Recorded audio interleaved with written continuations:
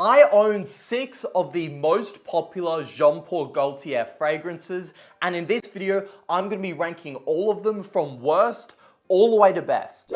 Let's begin with the first ever Jean Paul Gaultier release in 1995. Yes, I did my research, and that is the original Jean Paul Gaultier Le Male. It honestly does pain me to put this in last spot, and I know people really get upset when people hate on this fragrance, and I totally get it. I think it is great. And again, I hate putting it here, but I have to because the ones that came after it are more modern, they're more youthful. I simply prefer them. But with that being said, the good parts about this fragrance, the opening is beautiful, it's very fresh, it's clean, it has that sweetness though from the vanilla and the tonka bean, it's blended amazingly. I honestly just don't love the dry down that much. But the opening is so freaking good, man. It honestly smells like a barbershop gone sexy. That's the best way for me to describe the original Le Male. The performance as well, honestly, is not half bad. I bought this expecting terrible performance, but on my skin, it performs pretty strong, around 7 hours longevity with above average projection, especially for the first couple hours. Another really lovely thing about the original Le Male is that it's probably or arguably the most versatile Jean Paul Gaultier release. It's fresh with that bergamot in the opening, but then the vanilla, the denseness with the tonka bean, kind of makes it good for the winter as well. So you can use it for any season, and all year round signature scent. It's also the most affordable. Here in Australia, you can get this thing for like 80 bucks, whereas the other Jean Paul Gaultiers are gonna run you well over 150 in most cases. We gotta put some respect on the original's name, but I also can't put more respect than I am right now and rank it any higher. It's last place for a reason. It's too old. It's also too old school now, man. It's tragic, but it just had to happen. If you own this though, don't feel bad about it. You still have a great fragrance, and you should wear it with your heart and soul, loud and proud. Final rating for the original Le Male. Let's go with a 7.2 out of 10. It's time to rattle some feathers because my second least favorite Jean Paul Gaultier in my collection is the Male Elixir. I know, crazy, right? Most people say this is the best Jean Paul Gaultier, and here I am trying to be different. No, I just simply don't like it that much. Why? Because for some reason, it always gives me a headache when I wear it. It doesn't matter how many sprays I do. Yes, I am usually an oversprayer. Even if I do 3 or less sprays, it always gives me a headache. Let me know in the comments if you find a similar thing every time with this fragrance. Every freaking time. If it didn't always give me a headache, maybe I would wear it more. But I can't remember the last time I wore it because headaches aren't fun, man. They just aren't. Honestly, like the note breakdown, it's juicy. Tobacco, lavender, honey, vanilla. For a designer fragrance, honestly, pretty unique. It doesn't smell the most unique, but the note breakdown's cool.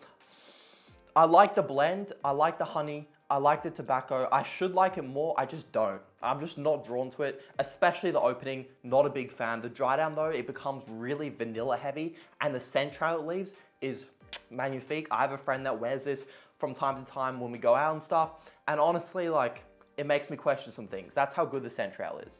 Also, can't talk highly enough about the performance. This is probably the strongest performing Jean Paul Gaultier fragrance on my skin. I'm looking at around 10 hours longevity with pretty much the strongest projection that I've seen in any designer fragrance. Like, it is beast mode. 4 sprays on me is like, that's a room filler right there. Let's go with a final rating. I'm feeling nice today. Let's go with a 7.8 out of 10. I've rated it lower than that before, but I'm feeling generous. Up next, we have got Male Parfum, far superior over the original Beau EDT. I get comments on my TikTok all the time asking me, should I get the original Beau or Beau Parfum? Trust me, get Male Parfum. There's no argument for Beau EDT, except if you want a weaker fragrance, which you probably don't. Male Parfum, it smells like an Hawaii tropical vacation. My neck's itching.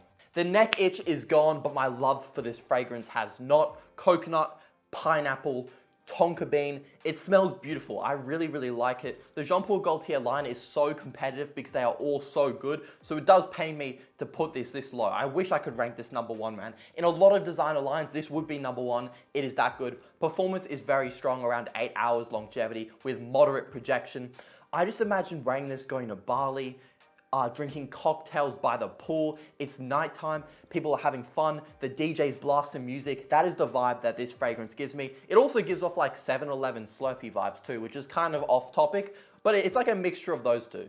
I feel like if you're a teenager that wants a all year round fragrance or even just a summer nights party scent, this thing is the best possible choice on the market right now, if you can find it. Why is it so hard to find? I don't know. You would think that this is a discontinued fragrance. It is that hard to find. Final rating, let's go, let's just do it. 8.5 out of 10 for Male Parfum. It's amazing stuff. In fact, it is so good that I'm bringing this little 5 ml decant of it when I go to summer Europe next month. So when I go partying and stuff, I'll be wearing Male Parfum as my signature scent. Next up, we got Beau Paradise Gardens. For a long time, why is this focus not working? I did have Beau over this. However, recently, I've switched up. Paradise Gardens has captured my heart and the atomizers dropped off. This honestly has a lot of similarities to Male Parfum. However, I find the coconut note just smells better blended. It's more fresh, and I love the green mintiness. Green fragrances I'm just so into at the moment. Green Extravaganza, Valentino, Parfum Stamali Greenly, and this one I've just been wearing a lot of. I absolutely freaking love this stuff. Performance isn't as good on my skin as Male Parfum. That is the only drawback. I get around 7 hours longevity with softer projection. Maybe for Europe summer though, I'll switch out Beau and bring this one. Honestly, they're quite similar. I recommend just going and trying both of them and just picking whichever one you like more. Both are amazing fragrances. You can't go wrong with either one for the summer. If you want a pure summer freshie though, and you're not too worried about versatility, you have your own winter stuff, you just want a summer fragrance, Paradise Gardens would be the better pick. That is because of the minty green freshness. It makes it better in high heat, it's more uplifting, it's more refreshing, yada, yada, yada. Final rating for Beau Paradise Gardens, let's go with a juicy 8.7 out of 10. That is probably higher than most people would have it, but I love this stuff, man. It is so good. Jean Paul Gaultier Ultra Male. Just because Afnan 9 PM exists doesn't mean I will disrespect my baby Ultra Male. Lavender, pear, vanilla. Such a beautiful blend. It's not refined, but that isn't what the fragrance is trying to be. It's loud, it's boisterous, it's youthful, but it's also not kind of like juvenile. It smells classy enough where you could get away with wearing a suit for like prom with Ultra Male. I feel like it would honestly work perfectly for that type of occasion. This one is a winter banger, clubbing, partying, nights out. There's a reason Jeremy Fragrance gave it the name, the clubbing beast. I feel like it holds true to that statement. This was the first ever Jean Paul Gaultier that I bought, and to this day, it's my second favorite, so that should say a lot. I've had this one for a while, and I still really love it. Yes, Afnan 9 PM is getting all the hype on TikTok right now, and honestly, it's deserving. It's like a quarter of the price, and it's around 85% similar. But Ultra Male, you get the bottle, you get the brand name, and that's about it. My baby's been overthrown. No, but seriously though. In all seriousness though, this does smell denser, it is richer.